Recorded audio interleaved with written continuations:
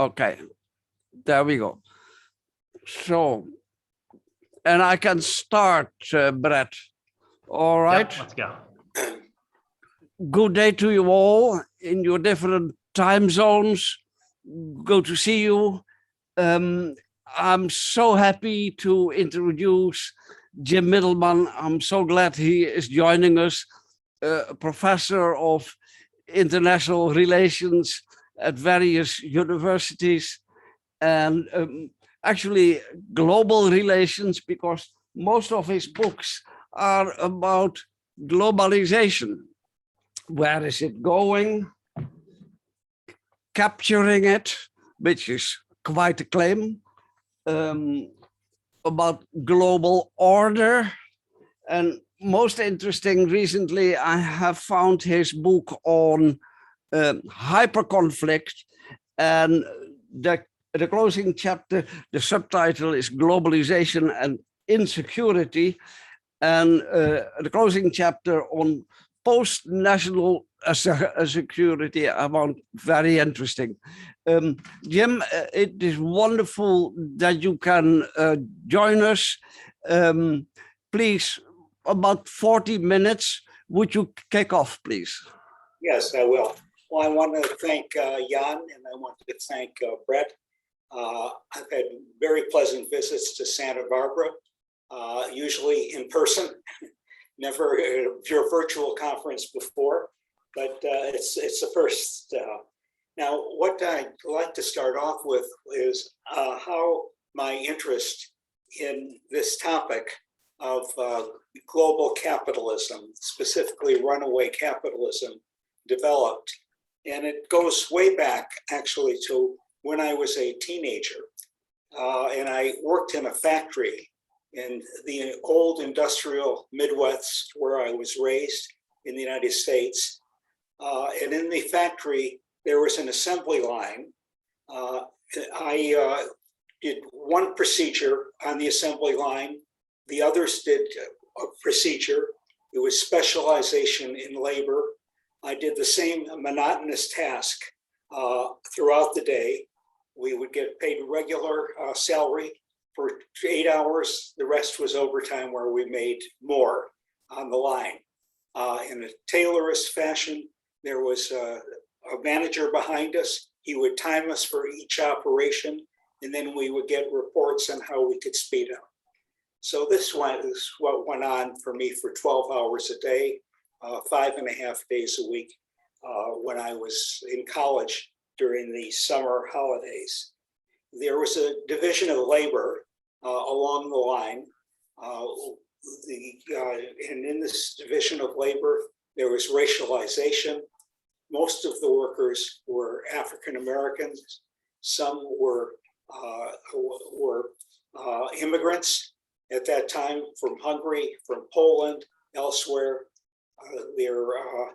Many of the people along the line were ex-convicts. They ordinarily brought knives with them to work. We were all male. And in another building were the women who worked in secretarial tasks, and the bosses who were in the other building. So it was a racialized, it was a gendered division of labor. There was a separation physically between the brains who were in the other building and the brawn. Believe it or not, I was considered brawn in those days with the workers. Shortly after that came the 1956 recession. I then observed firsthand the effects of booms and busts in capitalism. My father was a small businessman with a partner. They lost everything during the 1956 recession. So to talk about capitalism without crises is an oxymoron. These are regular features of capitalism. You're familiar with cycles. A lot has been written about them, but this is how I became acquainted with the booms and busts in capitalism. Then I lived and I studied in some of the poorest countries in the world. initially in Uganda. Later, I worked in Tanzania. And this was a time when there were epidemics and there were pandemics. I remember the kinds of viruses that spread at the time. HIV/AIDS was there. We had cholera. There was a quarantine at that time. And I learned about the way that diseases affect the economy and the way that they offer a portal, a window on the economy. So when I began my university education at age 17, I took courses in economics, labor history, and I learned that capitalism classically had three components, which I want to return to later. One is markets, the other is private ownership, and the third is labor in the, quote, free wage form. And that the motor forces of capitalism, I learned through the books, are accumulation, the process of capital accumulation, and competition, which are certainly heightened today. So my inspirations for this study came from practical experience and also from reading books and studying. Now, what I'm doing in a book manuscript that I have underway is and I'm going to toss out some ideas here. I'd like to hear your reactions to these or your objections, but I'm going to begin with two very broad and straightforward questions. They're easy questions to throw out, not to answer. One is how to explain the transformations of contemporary capitalism. And secondly, to what extent are the constitutive elements of capitalism intertwined with one another? Now, these are very large issues, but buried within them are specific questions that I'll raise along the way and that I'm puzzling over. Now, my message today, my main point, is that we're experiencing runaway capitalism. It is out of control.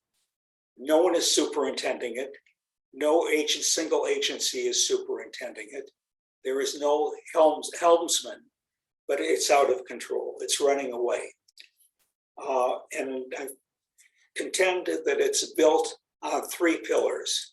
One pillar is algorithmic capitalism, which is largely driven by digital innovations.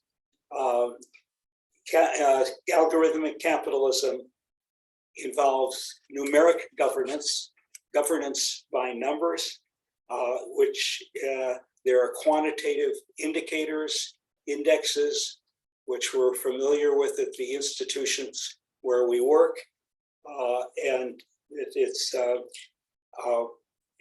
these are digital innovations that feature metrics. So the quantitative data, the metrics, then are objectified in practice. Think of rankings, for example, and how rankings influence allocations of capital, distributions of capital. And this objectification, these translations are manifest in policy. So the metrics are encoded in machines that are used to mobilize and to allocate resources. Now, the second pillar on which runaway capitalism rests is cognitive capitalism. The role of knowledge, which is the knowledge portion of commodities, is outstripping the physical components. The workers have to input their knowledge. The workers who are in service industries input their knowledge. Now, I go to my mechanic to have my car repaired, and everything is computerized there. And the mechanic knows a great deal about computers. This was a basic part of the training in the automobile industry. So the knowledge institutions, in turn, craft certain narratives that play a key role in shoring up these shifts in capitalism. They produce narratives. Think of the World Bank, which now calls itself a knowledge bank, and the narratives that it generates about basic needs and so on. Now, the third pillar on which runaway capitalism rests is philanthropic capitalism. It's a market-based, for-profit approach to solving societal problems. So their activities substitute or parallel the legitimate role of the state. They proceed with little public accountability and in many cases are circumventing the legitimate role of the state.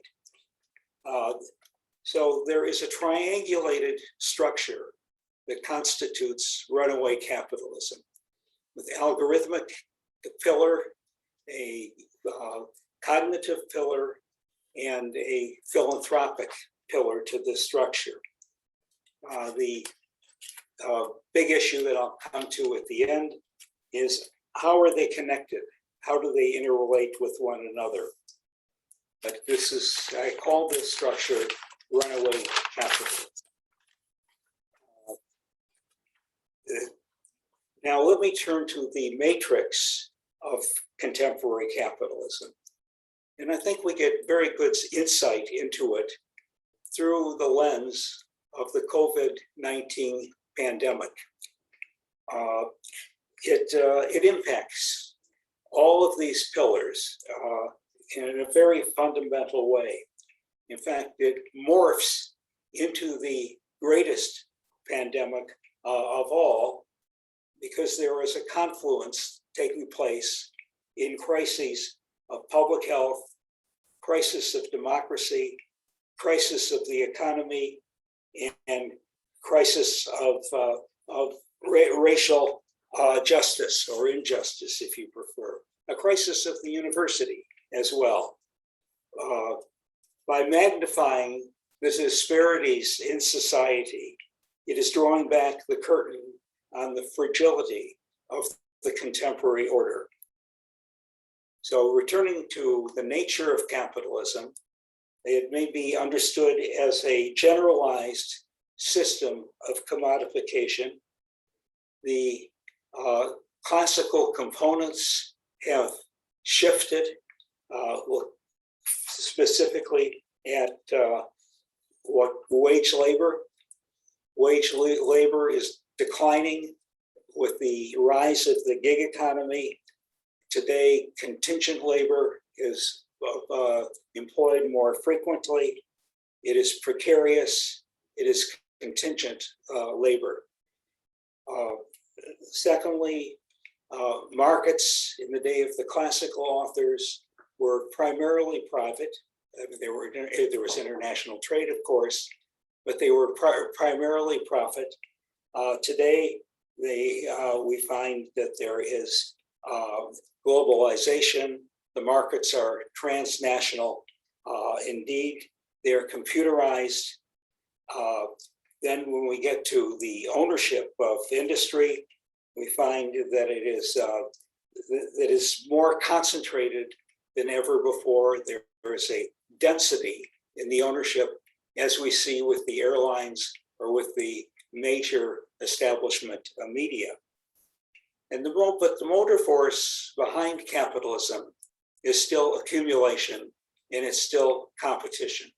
It is a fierce competition that is taking place today.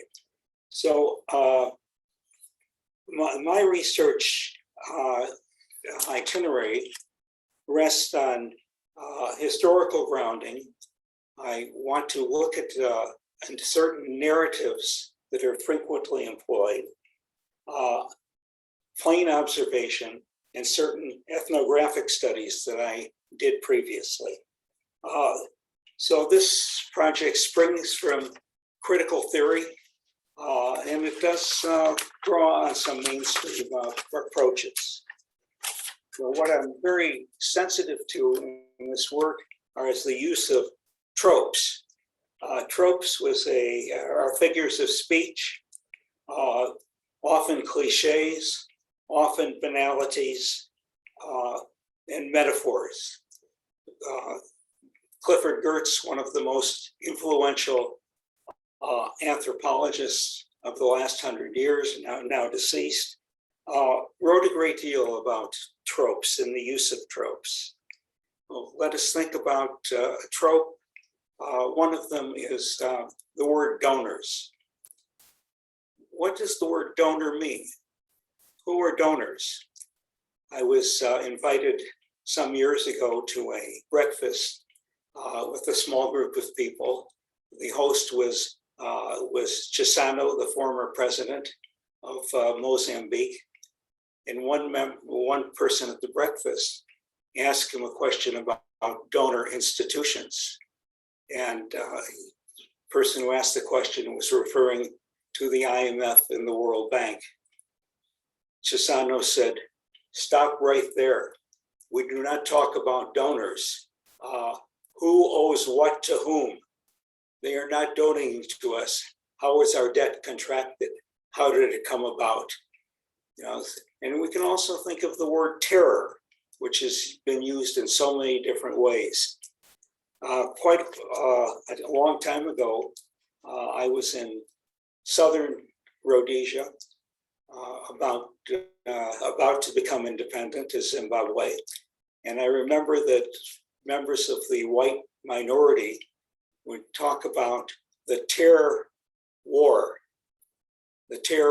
meaning the terrorist war.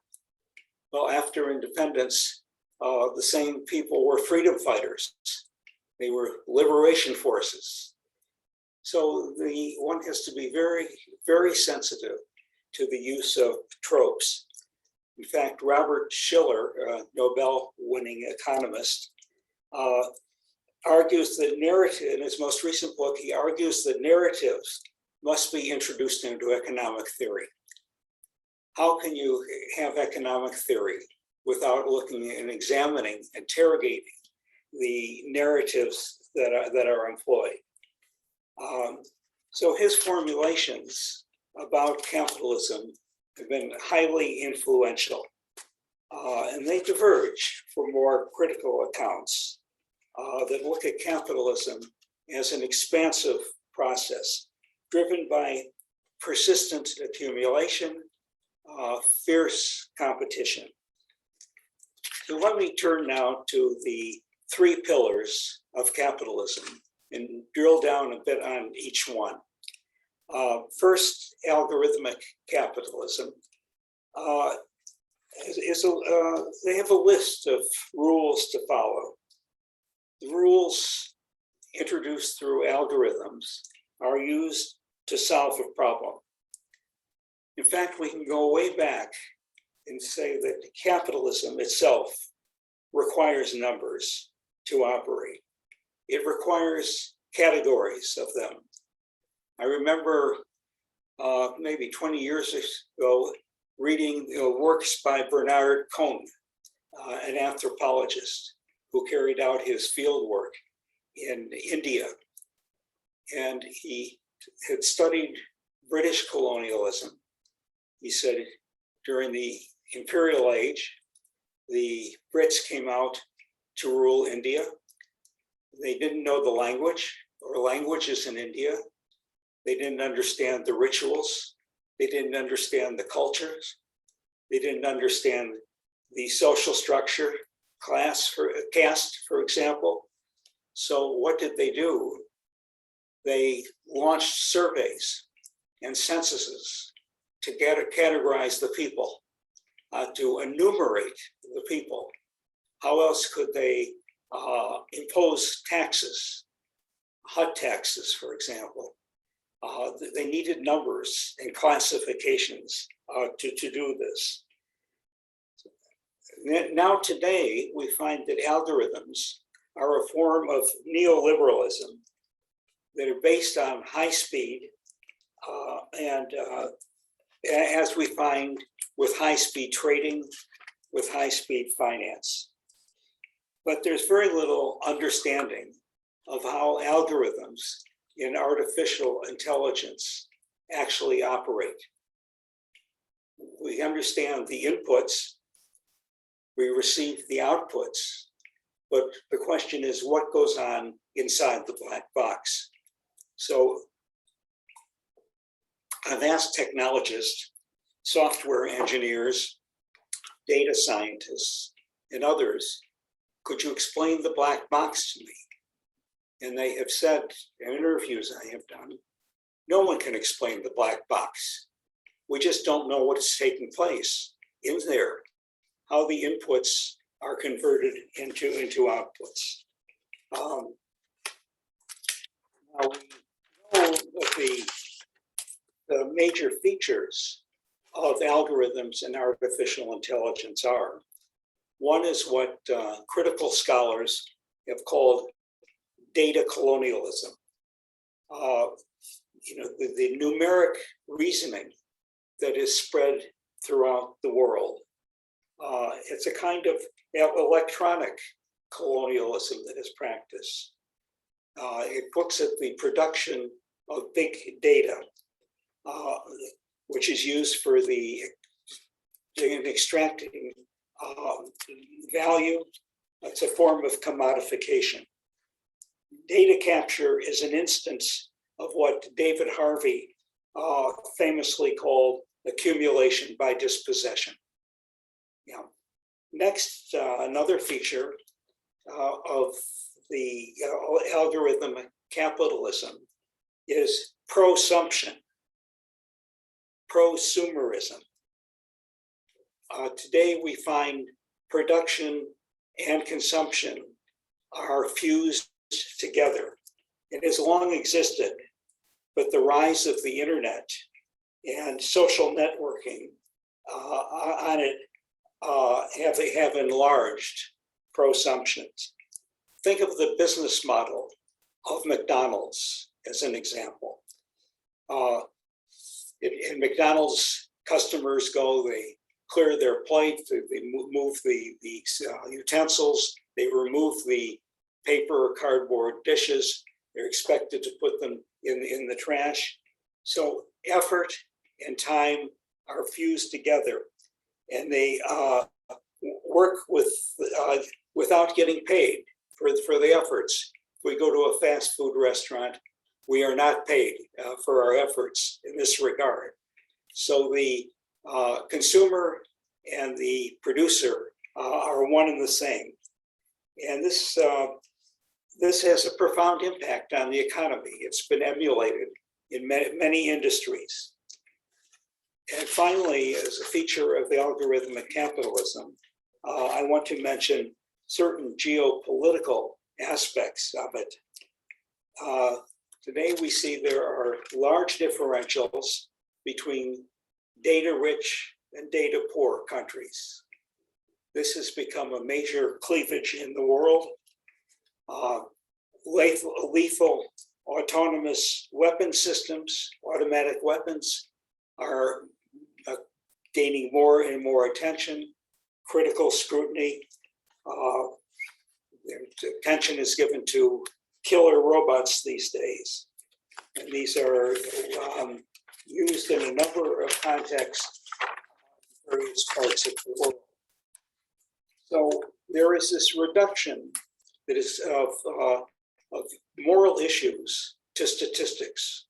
One observer called it the mathematician of ethics. Ethics are mathematized today.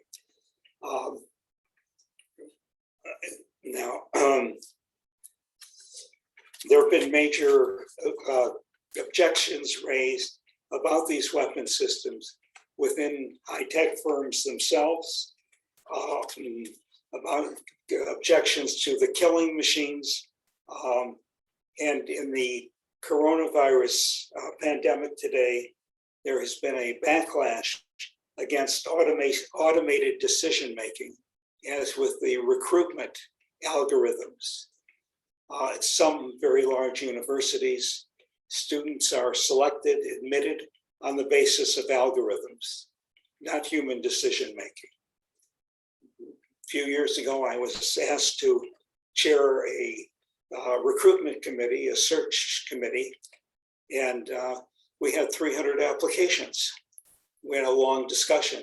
Well, how could we, a small committee, review 300 applications with all the data that were coming in? And suggestions were made. Well, we need algorithms to help us with this. The workload is simply too heavy. Now, turning to cognitive capitalism, the views on this and the response have ranged from libertarian to Marxist. Libertarians, of course, feel that regulations should only be guardrails, that the economy should not be heavily scrutinized or regulated in any way. But there's a great deal that has come out in what is called the autonomous Marxist tradition. Books by Hart and Negre, for example, are part of this tradition. It's the focus is on immaterial labor, not material labor. What Marx had called the general intellect of society. So whereby knowledge itself becomes a factor in production. There's scrutiny to knowledge institutions such as universities or think tanks, and universities adhere to the logic of capital. That is, they outsource services. Our employees who used to deliver the mail on the campus, now this function is outsourced. Our security forces used to be employed by the university. This is now outsourced. The same with the dining services. So this is the case of the way that the markets operate inside universities, and the incentives that are given to the faculty members, to the lecturers, for what they are to do with one another as they compete. They refer to students as customers. They view the university as an industry that builds intellectual capital among managed enrollments. These are the discourses that are used today. So graduate degrees are termed products. How many products are granted? And John Dewey, the educational philosopher, had warned quite some time ago that intellectual energy is now directed toward material rewards. And he said, and I'm going to quote him, "The great event in the history of an institution is now likely to be a big gift rather than a new investigation or the development of a strong and vigorous teacher. Institutions are ranked, I'll underline ranked,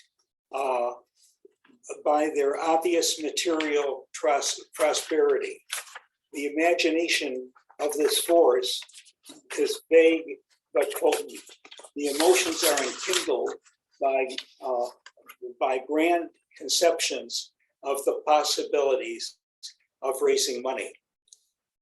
Many years later, Garrett Bach, now Professor Emeritus at Harvard University and a longtime president there, said that he points out that seeking revenue can be a never-ending proposition. When is enough of raising money? When does it end? It's luring institutions into more and more activities for material rather than intellectual reasons. indeed, he said, could you imagine at Princeton University, a moniker going up, carved into the stone, say, things go better with Coke. He said, can you imagine that? No, it's repugnant to academic values. It would be repugnant to them. But why? I mean, what is the difference in these value systems that are taking place today? So I'll turn briefly to philanthropic capitalism. It is replacing the public schools. It's a new form of capital accumulation. It's a site of capital accumulation. It's an anomaly that the need to produce a profit permeates even as ostensibly nonprofit institutions, which embrace the tenets of business management. As Robert Reich, a former Secretary of Labor in the United States, points out, philanthropies are a potential exercise of power that warrant democratic scrutiny. In fact, they are subsidized by the public in the form of tax shelters. In Western countries that I'm familiar with, they're tax-free. There's a spending requirement. They need spend in the United States only 5% of their total endowment. They are earning far more than they are spending. These are agencies of accumulation. The foundations are typically have self-styled impact statements. They employ the consultants themselves. They tell them how to draw up the impact assessments for measuring performance. In my own research and investigations, outside consultants are not used. And the large philanthropies operate in a league with one another. For example, a 10-year program called the Partnership for Higher Education in Africa was comprised of the 7 largest philanthropies in the United States. They doled out $440 million over 10 years. And the consultants, the evaluators, were all hired by this association of philanthropies. So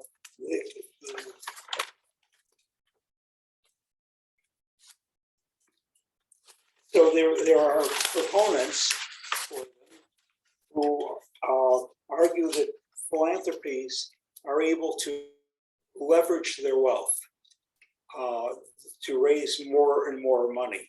For example, they have operated in an alliance with the World Bank. There are consultations that take place. But the critics say they forego national revenue. In other words, taxes are not paid. They skirt democratic principles. They skirt accountability. And the returns, as I said, on capital investment are larger than the distribution rate. So there is a certain asymmetrical power relationship between the philanthropies and the recipients. Peter Buffett, Warren's son, wrote in a 2013 New York Times op-ed that we have a system of conscience laundering. The wealthy feel better about accumulation because they are able to put their money into so-called charity and sprinkle it around. Hillary Pennington, an executive vice president of the Ford Foundation, said philanthropy is all about class privilege.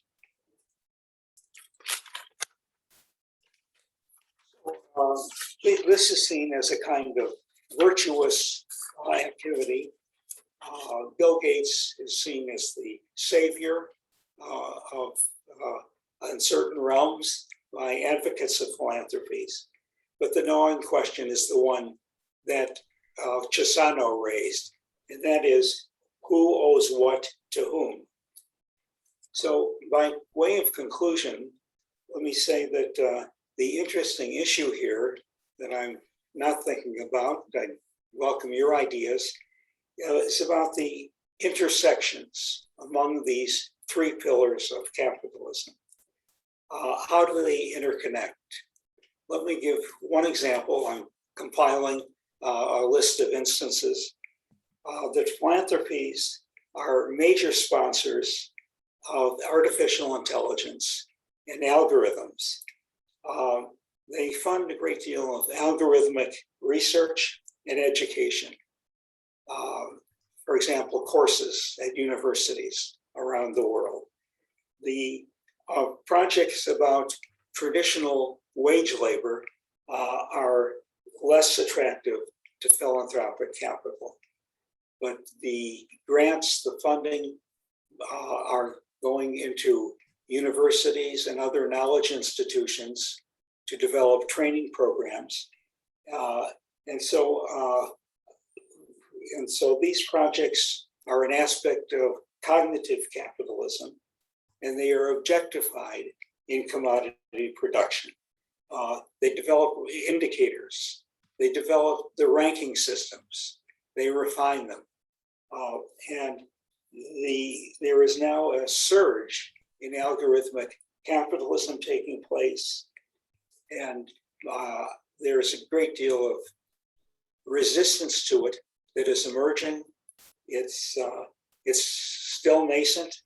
It's too early for these three pillars of capitalism to really come together, to interconnect. It's hard to discern the big picture because we're dealing with abstractions here. But concerns about it are widely expressed with regard to surveillance that is used, with regard to privacy, and with regard to regulation, what can be done, as with the European Union's GDPR, the regulations, which have been adopted. They're leaky, they're imperfect, they're carried out quite differently on a national basis in Europe. The funding comes at the national level. They hire their own trackers there who work at these organizations. So it's quite uneven in the world. But the rise is there. We can see the resistance. And I think this is very much a question of how does resistance manifest?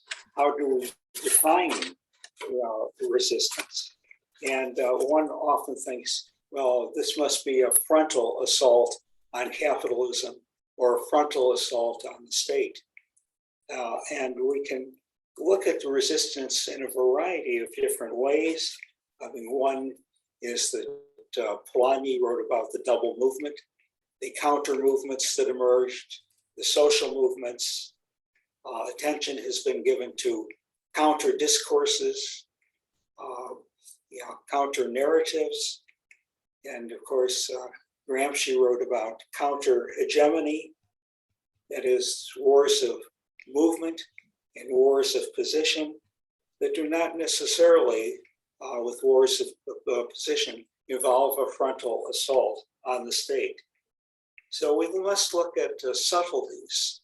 And James C. Scott, in his writings on Southeast Asia, starting in the Kampong, that is the villages in Malaysia, said, let us look at the infra-politics here.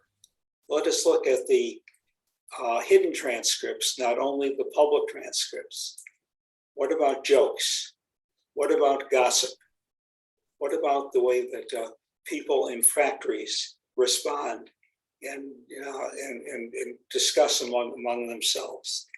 So it's the boycotts. When I was working in Tanzania, there was a period of downing of the tools. That is, whenever a manager walked into a factory, the workers all put their tools down. When he would go out, they started working again. So there was this period of the downing of the tools as a form of resistance. And I think that one must understand these small pieces here to understand the big picture. There are a number of paths of resistance, but the employee backlash is more and more evident at big tech firms, in Amazon, in Google, at the other firms. And there's pushback today in the gig economy against Lyft, against Uber, and other ride-sharing activities. They're making common cause with organizations such as the American Civil Liberties Union and Amnesty International. They're trying to make representation in the tech world. There are movements such as Girls Who Code, Project Include, the Tech Women Coalition among workers who object to being managed by apps. You know, when do you have to go to work? What time do you have to report? Jim, time-wise, shall we go over to questions, please? Okay, let's do that. Yeah. Okay. All right, Jim, thanks. And there is already, there are several commentaries and questions already I see in the chat. Please, before I give the word to Beverly, thanks, but the word to David, can I slip in a question? Jim, this is a great talk. Now, I remember you have spent time in Malaysia, also in Helsinki, at the Helsinki Colloquium, and given those experiences, also the African ones, I would ask you, capitalism, which capitalism? And when you mention tropes, I'm thinking control also is a trope, and it refers, so there are nowadays so many variables and so many permutations and possible combinations of variables. Are our ideas of control themselves as a trope kind of old-fashioned? Combining this with different types of capitalism, we have these state-led economies like China, like Singapore. We have coordinated market economies like Finland, and in these or in the coordinated, the power is distributed. Control, say, capitalism is out of control, as if this refers to one center, one form, one format of control. But if we have this distribution to diverse stakeholders, and we have a multi-centric approach within a particular country, but also worldwide, would you then rethink the very trope of control and also the trope of capitalism in the singular? Should it be capitalisms? And how would that then change your question of intersections? And after that, please, Jim, after that, David's question, but please, maybe this one, if you want to go first. Do you want to take a few questions or to do one by one? David, do you want to combine with your question? I see it here. Oh my, Jan, I really like your question on control and capitalisms. Very interesting. And Jim, thank you so much. Amazing talk. And my question is pretty simple, but I'll save that for a bit. But I want to hear the answer you have for Jan. Really, that's pretty important. Okay. One more, or should I answer Jan? Yeah, Nelson? I see Nelson, yeah. Sound. Your audio, Nelson. Yes, hello, can you hear me now? Okay, Sure. Yes. hello. In the 19, I'm a historian, in the 1990s, there was a lot of discussion of varieties of capitalism. And they meant, you know, German, Japanese, American, China. Do you have any comments on that? I mean, that idea has waned since then. Maybe it was never, it was maybe a faint hope. Anyway, I wonder if you have any thoughts about that. And the second sort of little question is, I thought you were going to start going on doing a riff on Hyman Minsky at the very beginning. You started talking about crises, and I wonder if you want to say anything about him. I find him interesting. And anyway, those are my two questions. The question of varieties of that debate, that discussion that was prevalent a few years ago. Please, Jim. Okay. Yeah, thank you very much for the questions. Yeah, I know the debate well about varieties of capitalism, and much of it was quite European, looking at the varieties of democratic socialism at the time. And I think it was a quite useful discussion. But it's time to go on beyond that today. I think the basic idea that capitalism is not singular is widely accepted. So everything that I've said here today has to be contextualized. And I'm trying to do a number of case studies and give vivid examples of what I'm talking about. And what goes on in East Asia or Southeast Asia is very different from what is taking place in different parts of the Western world. So contextualization is important. And yes, and then is control a trope? Well, there are different kinds of control again. All of these have to be looked at in the plural. What kind? Regulatory frameworks are quite different around the world. We saw this in the so-called Asian financial crisis when I was based in Kuala Lumpur. Countries had export controls, they had import controls, they varied from one situation to another situation. So again, this is plural, and one has to look at multi-layers. My contribution here that I want to make is looking at the big picture and putting the pieces of the puzzle together. What is taking place at a global level?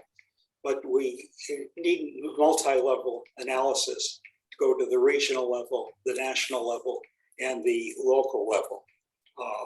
In the Nordic countries, the differences are enormous among the Nordic countries. One used to talk about a Nordic model, that's plural as well. And it's waning, it's eroding at very different rates, from Finland to Norway, to Sweden, to Denmark, to Iceland. So David brings up a heterodox thinker, Hyman Minsky, who is very much part of my work. And there's a literature about the Minsky moment, indeed, when the crises occurred. And then one of his contributions is recovery, how to recover from a crisis. The crises have received attention, but has the recovery drawn as much attention? And who is attendant to them? So one of the major works of the last 20 years has been by Carmen Reinhardt and her colleague at Harvard, on recoveries. And what they have tried to do is to trace 8 centuries of recoveries. How long does the recovery take? What constitutes a recovery? How do you define, what is the threshold there? And these are mainstream economists, one chief economist at the World Bank now, And Minsky tries to refine this by historicizing, using a very different conceptual framework and departing from the neoclassical thinking that characterizes the work by Reinhardt and Rogoff at Harvard University. Yeah, so this is a very important work. And I think there are a lot of insights there. Please, do you want to go back to your question, David, and develop your own question, and then Beverly? Sure. Thanks so much. I appreciate Nelson's thoughts there as well, and interesting to hear about Minsky, of course. On the intersection of the three pillars of capitalism, which you explained so well, and which originated with, of course, the company, the English or British or Dutch or whatever. Now we have a moment of decolonization. It's being spoken of a lot in many contexts. And I'm wondering how we might approach decolonizing with regards to the three pillars. And it may touch on what you just mentioned about recovery as well. And I'm also interested in your thoughts on Shoshana Zuboff's work on surveillance capitalism. Okay. Do you want to combine? Beverly, do you want to come in with a question too? Those were kind of two big questions, but if you want, I can go. All right, please, thanks. Yeah, so anyway, it's very interesting talk. Thank you very much. I guess I did miss, I think I missed the part about the East India Company, sorry. So if you could like. The part about what? I didn't hear you. The company. So if you could like go back to that, you're going to go back to it anyway in terms of answering David. But I guess the question and comment, the question is, when in all of your terms, like there are two-word terms, so there's a logarithmic in capitalism, all the, and all the other terms, and they always have the capitalism modifier. And so I guess, it was making me think do you imagine, like, what would you imagine, or have you thought about, like, even as a thought experiment, like if it's, whether it's actually possible, but a logarithmic something else, right? Would it have, what is the combination of the two, right? And I'm thinking, because like Polanyi, when he talks about in The Great Transformation, he almost never uses the term capitalism, right? So, and he uses industrial society, and of course the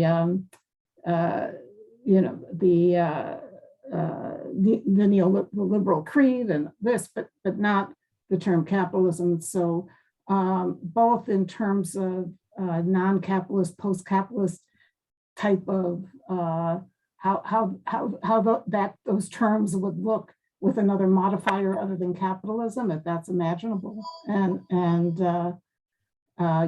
then I think that I think for obviously with this audience, the university examples, the illustrations, building up your concepts using the illustrations in the university is extremely compelling, right? Yeah. Okay, John, you want me to go to the questions now? Yes, please. Yeah. So the issue of decolonization, we think about it in regard to the global South, and where there have been this epistemicide that took place. That is that indigenous people had their own stories. And when the colonizers came out, they tried to eliminate those stories and substitute other stories, other narratives. So with the missionary schooling that took place, the kind of learning what went on in the mosques and so on, this was epistemicide, and another epistemology was imposed. So when I think about decolonization, for example, the decolonization of the universities, a subject that's receiving a lot of attention today. what kind of epistemology is imposed? What kind of epistemology do students learn? And my own mind turns to positivism, and the rubrics of positivism, that is of objectivity, that you can test hypotheses, that you can prove, certain and replicate certain experiments. I mean, this is what has been imposed in terms of the epistemology.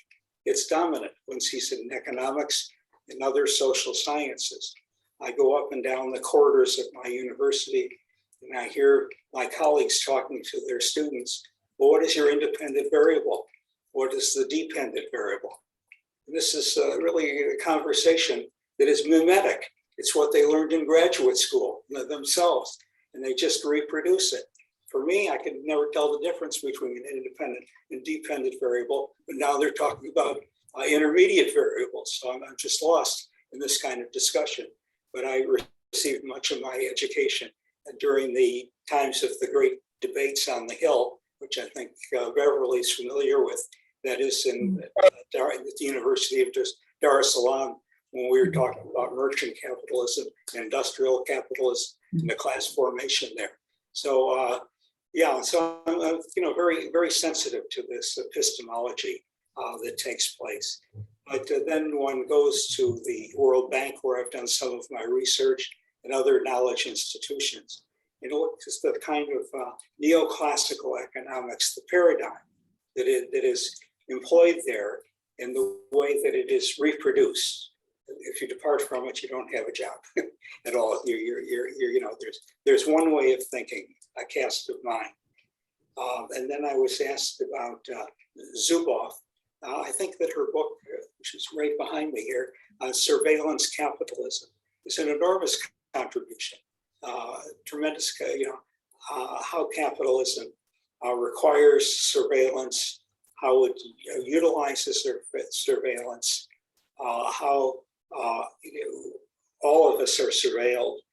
When we sign in online, our preferences, I'm told what I want to buy, what sports teams I like, and so on. But in the end, the book is unsatisfying because it doesn't say where are we to go? What do we do with this analysis? How is it employed? We spend 700 pages, on this, quite lucid, quite vivid prose. But at the end, I wanted to know what do I do with this? What does she propose? Now, I think the internet failed me on the company. My sound went out for a couple seconds. It was broken up. Could you repeat that, Beverly? Just simply that was where the colonial project began in so many ways, right? The Anarchy by Dalrymple about India and how the company originated, the early capitalism. But yeah, thank you so much for the epistemicide particularly. This is really helpful. Thank you. Yeah, no, find the big trading companies that are going out, the churches, the missionaries, the vehicles that were used, and the big trading companies were absolutely fundamental to this. But it was in a prior period of capitalism. Now we have the large corporations, and which are major.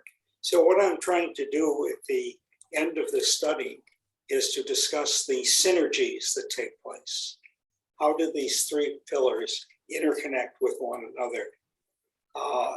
That's really the burden, and I just gave one illustration there. I'm amassing the illustrations, but my view is that this is quite an early stage of runaway capitalism. It's too abstract, for people to use on a day-to-day basis because they don't see the big picture, and so much of what we come across is anecdotal. Now, Beverly, on the Polanyi, this question was something that was explained to me in great detail one night when I had dinner with Kari Polanyi. I asked a number of questions along the lines of yours. I had dinner with her in Helsinki and about 4 or 5 colleagues. And when asked about capitalism, his daughter, who's a leading anthropologist in Canada, said, well, my father really wasn't interested in capitalism. He was interested in markets. And this is what he tried to explain, is the way that markets operate, not capitalism as such. And clearly, my reading, not hers, is that Polanyi was quite a critical social theorist, but not a Marxist. She was trained in law and journalism, and Polanyi himself, Karl Polanyi, was trained in law and journalism, and this is what he did. Okay. Please, Jim. Can I just Thanks. clarify? Because I think my Polanyi comment might have driven you led you astray. I was just trying to understand whether that the difference, whether you have an imagination of how a logarithmic society, non-capitalist society, a logarithmic, how these things, but maybe that's it's sort of a different research question too. Yeah. Okay. My own interest in where to go with this is what are the corrective steps? What can be done in the foreseeable future, not far into the future. And I'm dissatisfied with the number of dystopian scenarios and narratives about them. For example, catastrophism. Oh, this is just a catastrophe. Either we have socialism or we're going to have a catastrophe. Oh, the pandemic crisis and the pandemic recession. These are catastrophes. The problem with these kinds of scenarios is they're demobilizing. They demobilize people and say you have either or. And I think that there are other things that can be done immediately. For example, resetting the narratives. What narratives can be used? What are the scenarios? I think science fiction is enormously important in terms of sparking people's imaginations. I think we need to have discussions about creativity, not just for organic intellectuals, but the role that creativity can play in getting us to an alternative. I think we need to create incentives for public intellectuals. Universities in general do not reward public intellectuals for being in public. We think back to the great days of public intellectuals like Sartre, early feminists, and C.L.R. James, Frantz Fanon, people who were public. There need to be incentives. There need to be ways to encourage this if we are to get to realize an alternative. Jim, may I go to two other questions? Tommaso, then myself, and after that, Esther, please. Tommaso. Thank you, Professor Mittelman, for this timely, interesting presentation, and in particular for connecting the dots of data capitalism. I absolutely agree with you on the analysis of the university as an industry.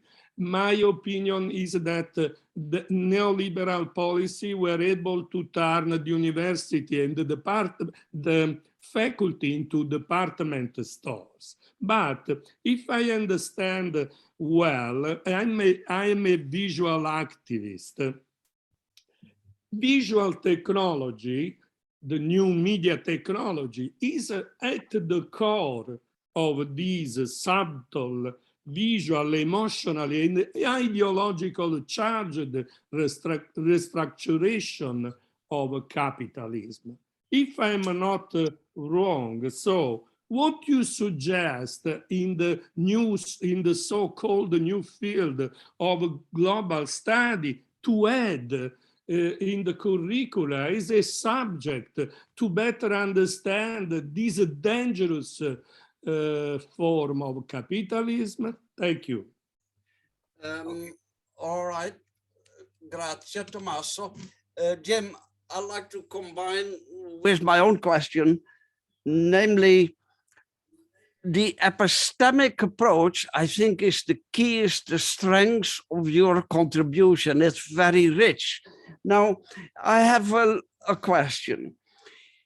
If your discussion is about runaway capitalism, what is not runaway capitalism? I think that your approach as an analysis of American capitalism is very relevant, as an analysis of neoliberalism is very relevant. However, I have a note in that in neoliberal capitalism, control means no control because the market allegedly is self-regulating.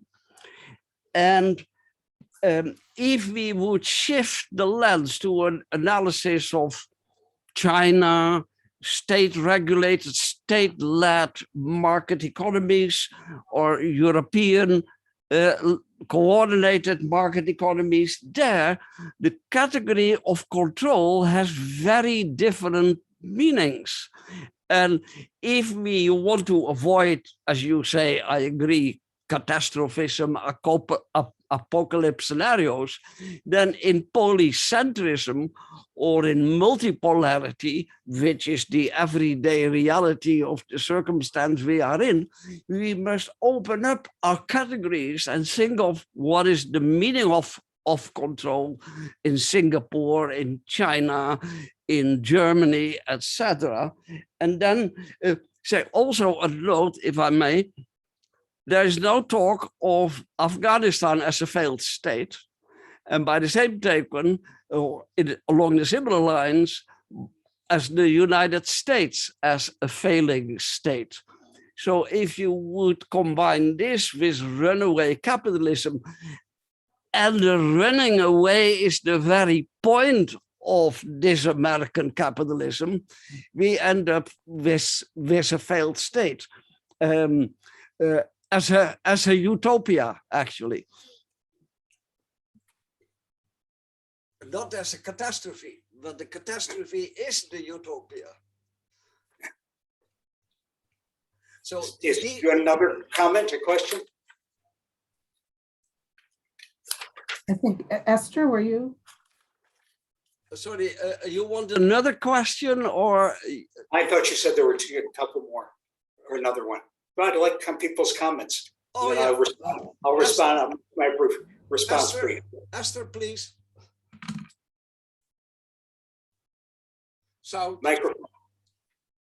Audio. Okay, thank you for such a wonderful talk.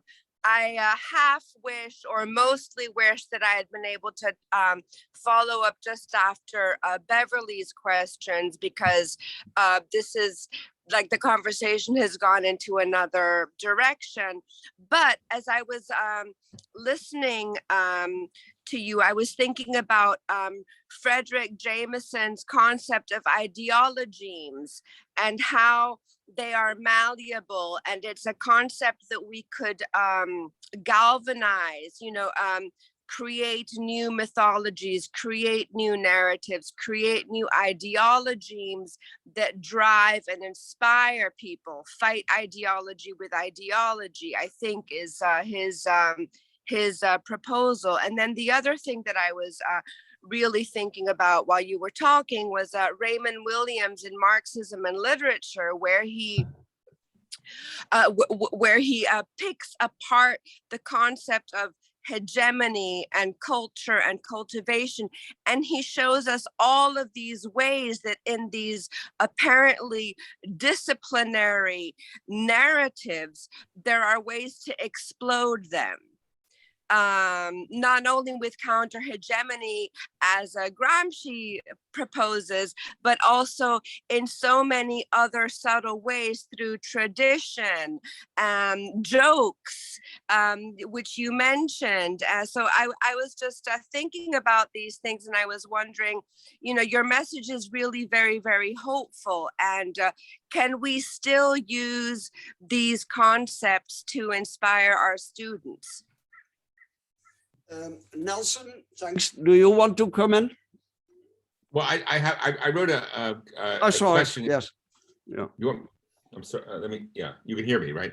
Mhm. I have a question in the margin. Can you, if you want, can people see that?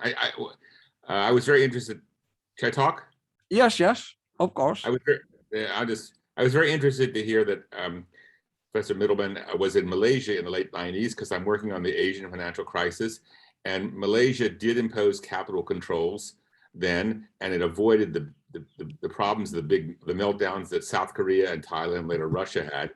So Joe Stiglitz was applauded this, but anyway, it was, but because Malaysia was and China and Singapore were authoritarian, their imposition of capital controls did not win that many fans. Is this the level of analysis you're talking about, or does it have anything to do with your concept of runaway capitalism?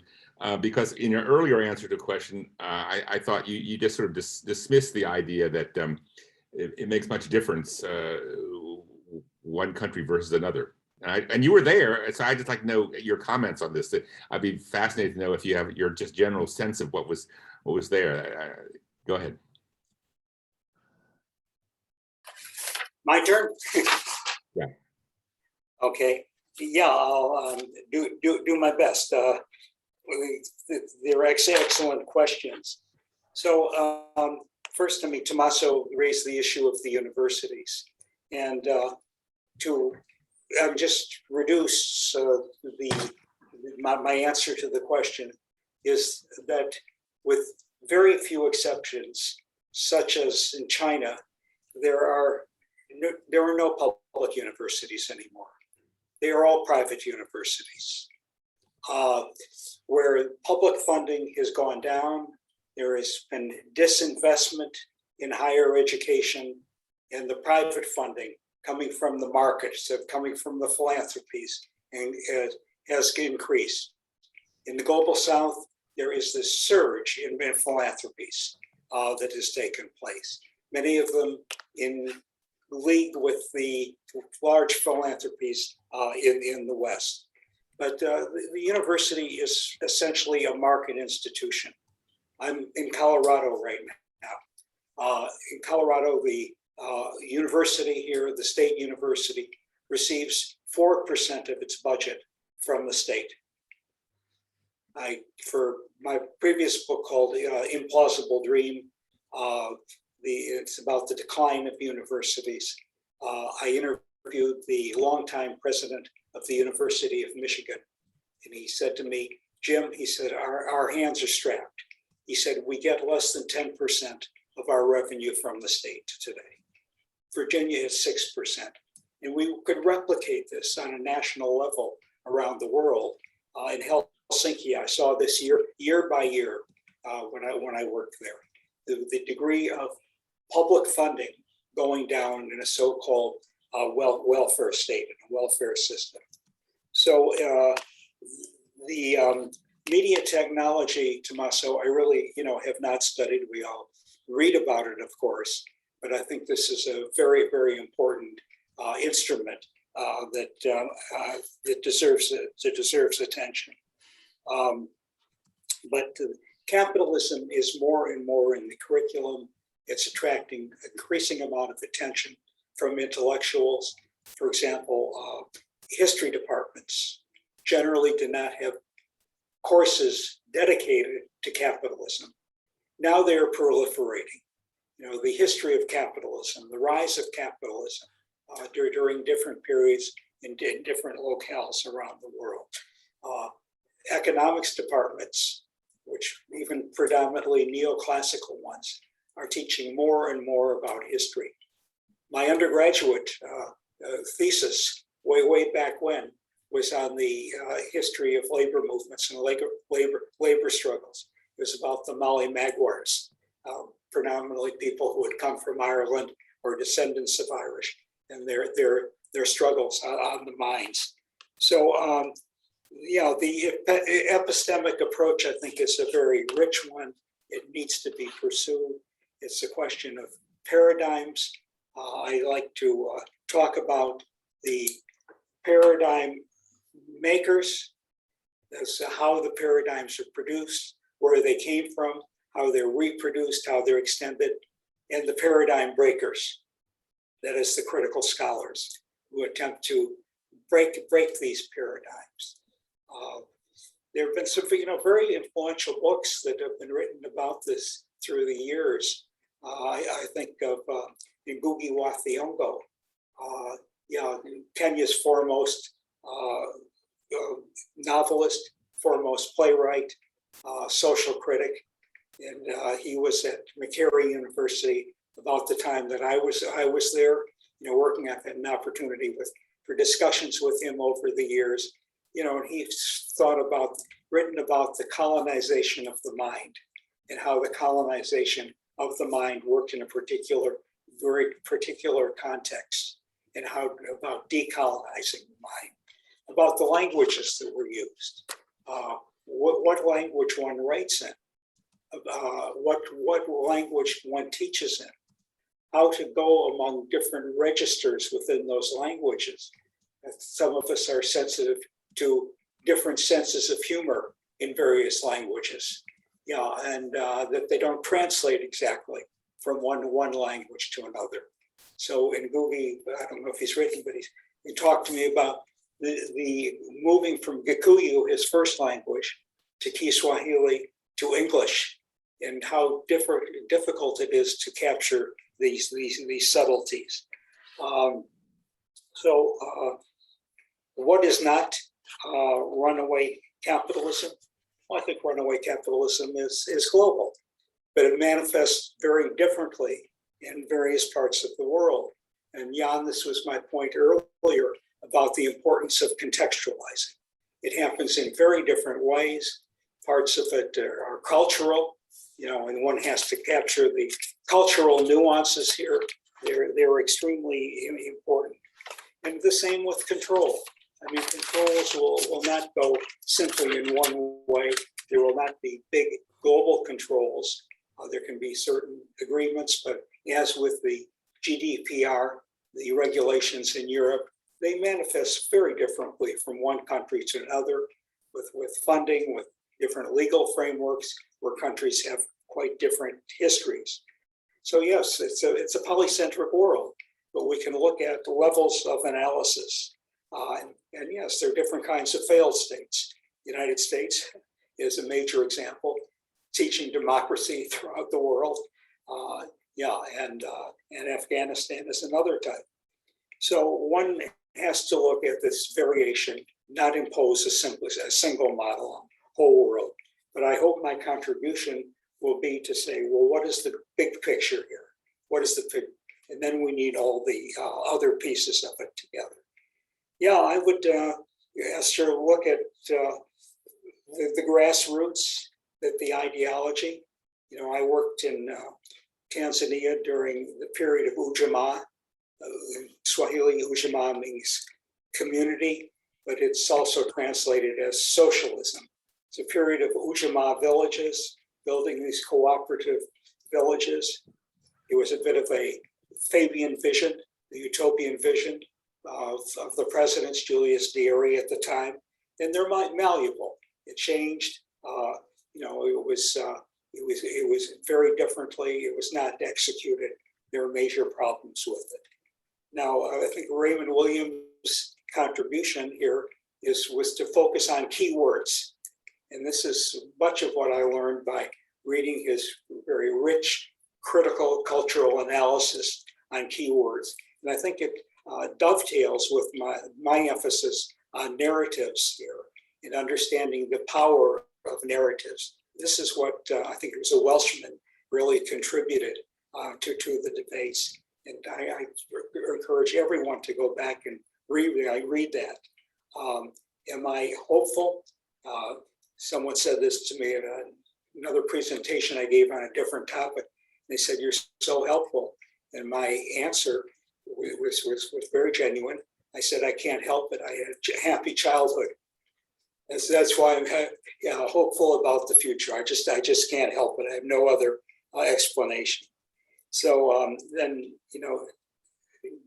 Nelson asked a good question about, avoiding capitalism, sidestepping it. And yes, I was in Malaysia, during the Asian financial crisis, and the public has the perception that, well, Malaysia had a very strict policy that largely at the urging of certain ministers, that Mahathir, the prime minister, stood up against the IMF and the World Bank.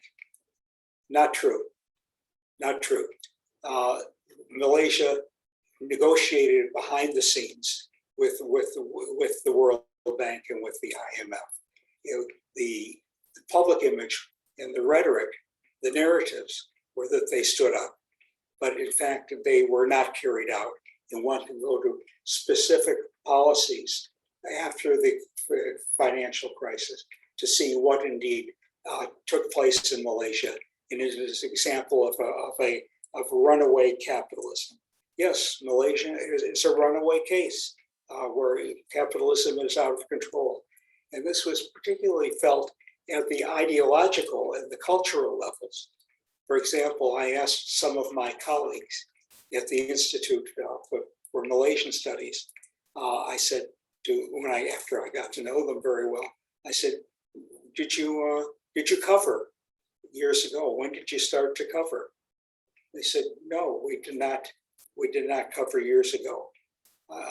They said, but now we want to show our own identity. We want to show our identity as Malays, as Muslims. We need to assert it. And this is in the face of Hollywood films that were widely seen there, in the face of Western television that came in. There was a need to reassert their own identities. This was a kind of reaction. It's a kind of resistance that took place in that context. I think I'll stop there.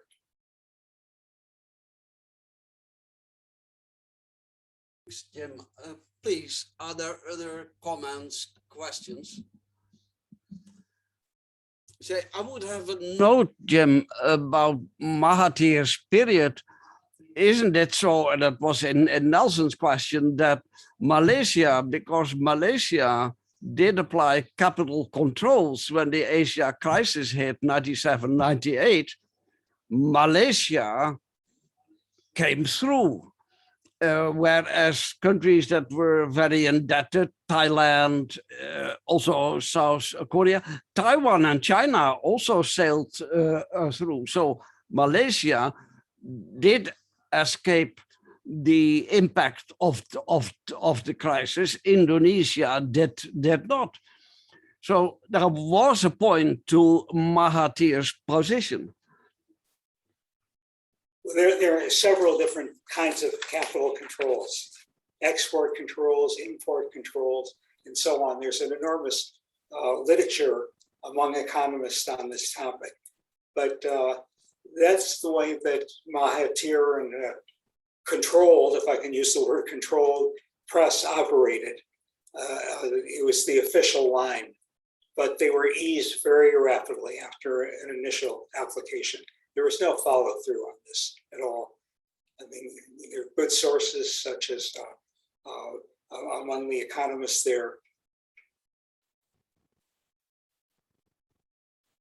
Habib, please. Yeah, I just wanted to say that I was in Singapore at the time of the financial crisis, and apparently, Mahathir stood out. He went against the grain and he imposed capital control. Was IMF was saying, okay, so control was capital, capital exiting Malaysia. And later on, I found out through sources that was not Mahathir's own policy. It was sold as Malaysia's policy, but this was a precise advice that Mahathir and Malaysian government received from Wall Street economists, that this is what you need to do now. So that was quite ironical. But my question that I put in the commentary is that the title Runaway Capitalism reminds me of Anthony Giddens' Runaway Society, which is boundless, expansive, endless. And the three pillars that you so meticulously pointed out creates this imagery that there is no escape. that capitalism is not just in accumulation, but capitalism is also in philanthropy. And some people idealistically would look at philanthropy as an antidote to neoliberal capitalism. Now, if we have philanthropic capitalism, some people always looked at, the new media, internet, etc., as a liberating tool, that this would create a new mobilization and this would help us escape from capitalism. Now, if we bring that into the paradigm of capitalism, that's one of the pillars, algorithmic capitalism, then it becomes this Weberian escape-proof, system that we are doomed to live. So how is the idea of runaway can be juxtaposed to this sort of bounded, extremely bounded, paradigmatic scenario, which is in a way, a dystopia, because this is the reality. This is exactly where we are. Where is the escape going to come from? Okay. Yeah, no, I quite agree that there were different positions within the Malaysian government on the question of applying capital controls. Anwar Ibrahim and Mahathir had quite different positions, and there was a clash, at the time. But it was presented more as a united front of applying controls. The question that I raised is, was there really any follow through? How were they applied? How long did they last? When were they lifted? What were the ways around them? Clearly they were just not they were not endorsed. There were those who wanted to resist the capital controls. Yeah, I'm fond of Giddens' analysis, and I, have picked up on what he's written. He wasn't the first to use the adjective runaway in reference to capitalism. And I think that, one can use other adjectives. I'm not married to the adjective. If you have a better one, please let me know. But I think it's the phenomena, how it operates, that is really important. And here's where I turn to the globalization literature and how we look at globalization forces, how the globalization forces really work in the world, and how capitalism is transcending the world, how it's transnationalizing, and what these processes are. So, a lot is packed into that word, runaway, here. And, with philanthropy, there are also a number of adjectives that are used. And one that is frequently employed is vulture philanthropy. Vulture philanthropy. There's a whole literature on this aspect of philanthropy. Another is celebrity anthropology, where you have Sonny and Bono and all of these celebrities who know very little about the poor countries in the world, but are willing to lend their image, to lend their imprimatur to philanthropy. But the point here is that these are not charities. These are not charities in any way whatsoever. Gift giving is fundamental to many cultures in the world. There are anthropologists have written a great deal about this. The late David Graeber passed away a couple of years ago. He was a theoretical anthropologist, but in his studies of Madagascar, on the ground, he said gift giving, it was basic to the indigenous culture there. One talks about gift giving societies. When I go to China, my suitcase is packed with gifts, for people, for friends there. This is expected. Friends of mine from parts of the global south say, "Oh, I can't afford to go back and visit my family. It's going to cost me too much even before I get on the airplane because of the gift giving tradition." So, the difficult question is that you raise is, well, what is the alternative? You know, where to go from here? And we are all, you know, raising this question. And so, you know, I think that what we really need to do, which people like Stiglitz, who adopts a whole panoply of well-known reforms, you know, it's a reformist reform. Andre Gores, a social theorist, distinguished reformist reforms from structural reforms. For those of us who are very critical, we need structural reforms, how to fight austerity measures, what programs can be used to fight austerity. This is quite important. As I said, to reset the narrative. And this organic intellectuals are not the only ones, but to look at David Graeber, you know, who came up with the term the 99% in the Occupy movement, the 1%. I mean, this came from an organic intellectual who had anarchist persuasions. Yes, you know, to try to get at the roots of creativity. You know, we teach many courses on creative writing, creative dance, with computers on creativity, and so on. The adjective creative is used throughout universities and other kinds of educational institutions. But what is the root of it? Where does it come from? To try to get at this question, which has long puzzled me, I went to the Nobel Museum in Stockholm. Small museum, it's not well known. And they had the short biographies of all the Nobel Prize winners in different fields: peace, literature, chemistry, medicine. And I asked myself, what is the common denominator here?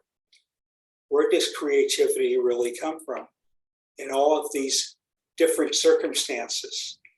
Some were imprisoned, like Nelson Mandela.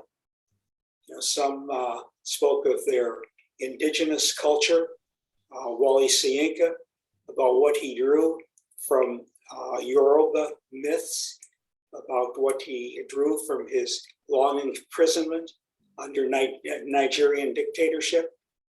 You know, what can you draw from these different experiences in the biographies? And I was puzzled. I couldn't put it together when I came out of the museum. And I thought about it and I discussed it with a number of people, including scientists, you know, and I think that there are some common denominators here, such as the environment. What kind of environment is there when creativity takes place? And Nelson Mandela talked about this, and he wrote about it, what it did to stimulate his thinking. What about those who were in more privileged groups? What did they draw from their experience? What did they discuss about? I remember very well a late colleague of mine, Edward Said. And Edward lived on the Upper West Side of Manhattan. We were colleagues at Columbia University. And he liked to have collaborative circles. In other words, he would go to his apartment. He was a pianist. He was a literary critic. But he'd feed off mainly intellectuals from the global South. And we would sit on the floor and we would discuss and discuss. But it was these collaborative circles that really fed and nourished creativity. So this is really quite crucial. So there's no one answer as to where discovery comes from, but it's a multi-pronged thing. Where to take this issue of alternatives? So, Jim, relating to that, I would like to think that our colloquium here and our coming together from different countries and time zones is a collaborative circle. 2 points, Jim. Thanks so much for your wonderful deeply probing and wide-ranging discussion. I very much appreciate it, and I see by the faces of people this is shared. Another note, next week speaking is Alex de Waal, Tufts University, on crisis in the Horn of Africa. And folks, now there is a crisis in Ethiopia unfolding, as well as in Sudan. So over next week, and for now, thanks, Jim, very much, and thanks to everybody. Yeah, let me give a collective thanks, and I hope to have email with individuals. We can have bilateral exchanges as well. Super, Jim, is a good idea. We close now the recording.